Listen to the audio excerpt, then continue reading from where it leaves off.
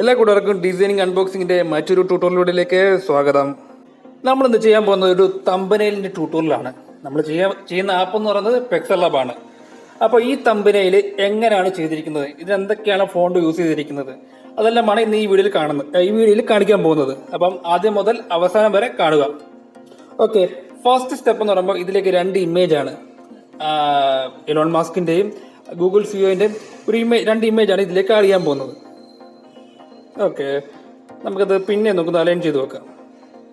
അടുത്ത സ്റ്റെപ്പ് എന്ന് പറയുമ്പോൾ ഇതിലേക്ക് ഫോണ്ടും കാര്യങ്ങളുമാണ് നമ്മൾ ഇതിലേക്ക് ആഡ് ചെയ്യാൻ പോകുന്നത്. അപ്പം മാസ്കും ഗൂഗിളും ഒന്നിക്കുന്നു. അപ്പോൾ അതിൻ്റെ ഒരു ഫോണ്ടാണ് നമ്മൾ സാധാരണ കൊടുക്കുന്നത് ഉറുബ് അല്ലെങ്കിൽ രഘു. നമ്മളിപ്പോൾ ഉറുബാണ് ഇതിലേക്ക് ആഡ് ചെയ്യുന്നത്.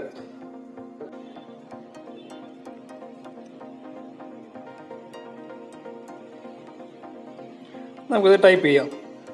മാസ്കും ഗൂഗിളും ഒന്നിക്കുന്നു. മസ്കും ഗൂഗിളും ഒന്നിക്കുന്നു.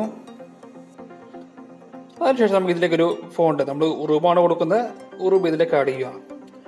അതിനുശേഷം നമുക്കിതിനെ മസ്കും ഗൂഗിളും ഒന്നിക്കുന്നത് ഒരു ബ്ലാക്കിൽ കൊടുത്തിട്ട് അതിൻ്റെ ബാക്ക് ഡ്രോപ്പിൽ നമുക്കൊരു ഗ്രീൻ, ഒരു ലൈറ്റ് ആയിട്ടുള്ളൊരു ഗ്രീനും കൊടുക്കാം.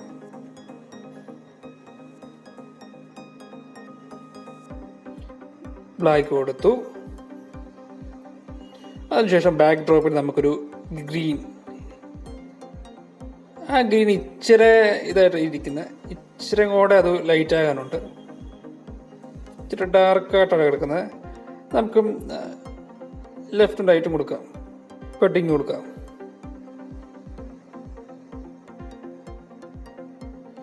ടോപ്പായിപ്പ്. ഓക്കെ, ശരി. ഓക്കെ, അതിനുശേഷം നമുക്ക് മാസ്കും ഗൂഗിളും ഒന്നിക്കുന്നുള്ള സംഭവം, അതിൻ്റെ സ്പേസ് നമുക്കൊന്ന് ലൈറ്റ് ആക്കാം. നമുക്കതിൻ്റെ സ്പേസും കൂടെ ഇച്ചിരി ഒന്ന് സെറ്റാക്കാനുണ്ട്. സെൻറ്ററിലാക്കി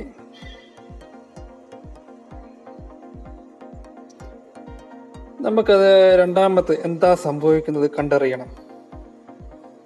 അതിന് ബാക്ക് ഡ്രോപ്പിന് ഒരു ബ്ലാക്ക് കളർ കൊടുത്തു, ആ ബ്ലാക്കിനൊരു വൈറ്റും കൊടുത്തു. നമ്മളവിടെ സെയിം ഫോണ്ട് തന്നെയാണ് യൂസ് ചെയ്യുന്നത്. ഈ പലർക്കും ഈ തമ്പനയിൽ എങ്ങനെ ഉണ്ടാക്കുന്നത്, അത് എന്തൊക്കെ കാര്യങ്ങളാണെന്ന് പോലും പലർക്കും അറിയില്ല. അപ്പോൾ അവർക്ക് വേണ്ടിയിട്ടാണ് ഈ വീഡിയോ ചെയ്യുന്നത്. നമുക്ക് ഈ യൂറൂബ്, രഘു അങ്ങനെയുള്ള ഫോണ്ടുകളൊക്കെ നെറ്റിൽ അവൈലബിൾ ആണ്. കണ്ടറിയണം. നമുക്കൊന്നും കൂടെ അത് കൂട്ടിച്ചേർക്കാനുണ്ട്. എന്താ സംഭവിക്കുന്നത് കണ്ടറിയണം.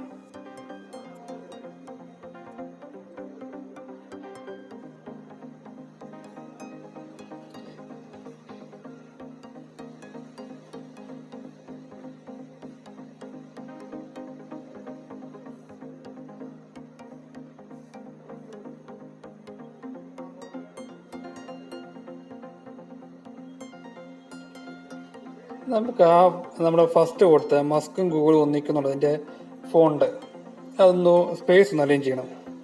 ലെറ്റർ സെലക്ട് ചെയ്യുക, സ്പേസ് അറേഞ്ച് ചെയ്യുക. അതിനുശേഷം അത് സെൻട്രലൈസ്ഡ് ആക്കുക.